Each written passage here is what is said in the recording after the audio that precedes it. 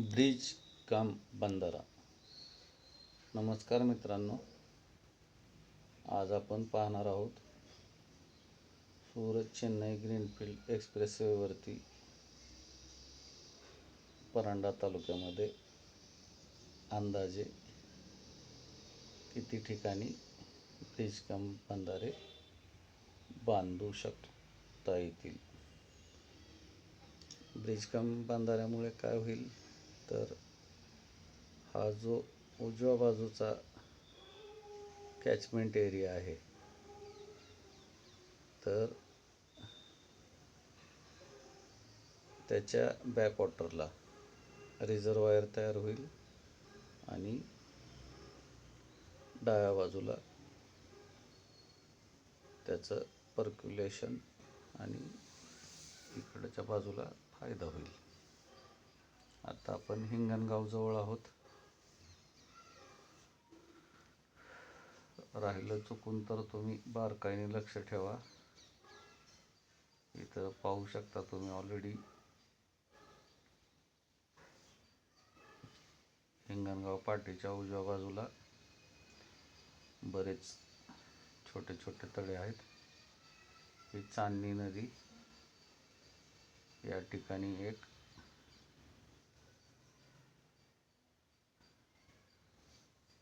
थोडंसं पुढं जाऊयात आपण. काहीतरी हुकाचूक होती, 2 गव्हाणी दिसत होत्या इथं.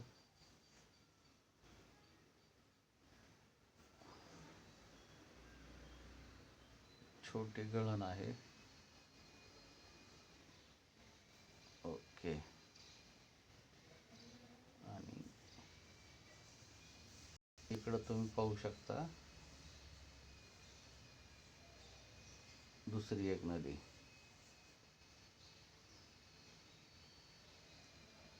तर 2 तर इथं झाले. कुठं? शिरसावच्या अलीकडं. इथं हिंगणगावच्या इथं कुठले गट नंबर आहेत पाहून घ्या. बार्शी परांडा रोडपासून आपण सुरुवात केलेली आहे. इथं जागतिक दर्जाच्या वेसाइड ॲम्युनिटीसाठी तयारी सुरू आहे. आता पाहिलं आपण शिरसावच्या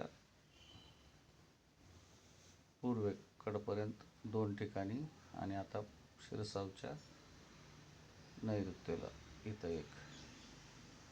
तुम्ही म्हणता लयच बारीक वड्यावरती घेताय.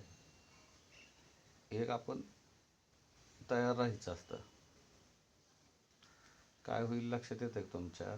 आता ज्यावेळेस ह्या सगळ्या इकडं नैऋत्य दक्षिण वाहिन्या आहेत.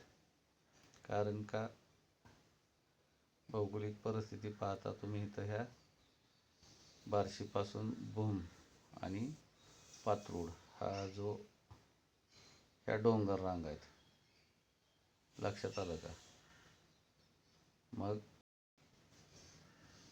डाव्या हाताला उतार असलेला ते पाणी इकडं सीना नदीकडे वाहत जातं. कुठं पाटबंधारे प्रकल्प असतील तर. आणि उजव्या हाताला ते इकडं मांजरा नदी आणि संबंधित प्रकल्पामध्ये. हे का सांगतोय की काही घटना ह्या ऐतिहासिक असतात. परत परत परत परत आयुष्यात आपल्या अशा संधी येत नसतात. तू म्हणताल इथं चांदणी आहे, पलीकडं खासापुरी आहे किंवा इकडं तांदूळवाडी. ते काय आहे नाही ते नाही. काय धरण उशाला कोरड घशाला. आता इथं आपण इरिगेशन डिपार्टमेंट बरोबर हे करून उंची किती असावी त्या चेक बंधाऱ्याची, म्हणजे नदीकाठच्या परिसरातील शेतकऱ्यांना देखील blue line, green line, red line वगैरे लक्षात घेता येईल. आणि दुसरी गोष्ट म्हणजे हे आवर्जून सांगण्याचं कारण म्हणजे की काम चालू होईलच आता, पण त्याच्याबरोबर ज्यावेळेस त्याच्या निविदा प्रक्रिया सुरू होतील तर ते ॲग्रिगेट म्हणून आले होते ना गडकरी साहेब. तर म्हणजे गौण खनिज जे निघल, मग तळ्यांचं खोलीकरण असेल, नद्यांचं खोलीकरण आणि रुंदीकरण असेल. कसं काय आता नवीन नाही आपल्या भागात. शिवजल क्रांती असेल किंवा आता JSPM ग्रुपचं काम असेल, BGSनी केलेलं असेल, परत तुमच्या ह्यानी आपल्या जल आमिर खानचं नाही का पाणी फाउंडेशननी केलं असेल, तर आपण आता शिरसावच्या म्हणजेच वारदवाडी भूमपर्यंत 3 ठिकाणी पाहिलं. आता तिथून पुढे चाललो आहे आपण. तुम्ही म्हणताल छोट्या मोठ्या गळणी पण सोडा ना तुम्ही. काय महत्त्वाचं हे नाही, किती छोटी गळण हे महत्त्वाचं नाही, उंचीत आपण तफावत ठेवू शकतो. लक्षात आलं का? जेणेकरून आजूबाजूच्या परिसराला पाण्याने वेढलं जाणार नाही. पण महत्त्वाचं काय आहे की जसं आपण पाहतो की चांदबिबी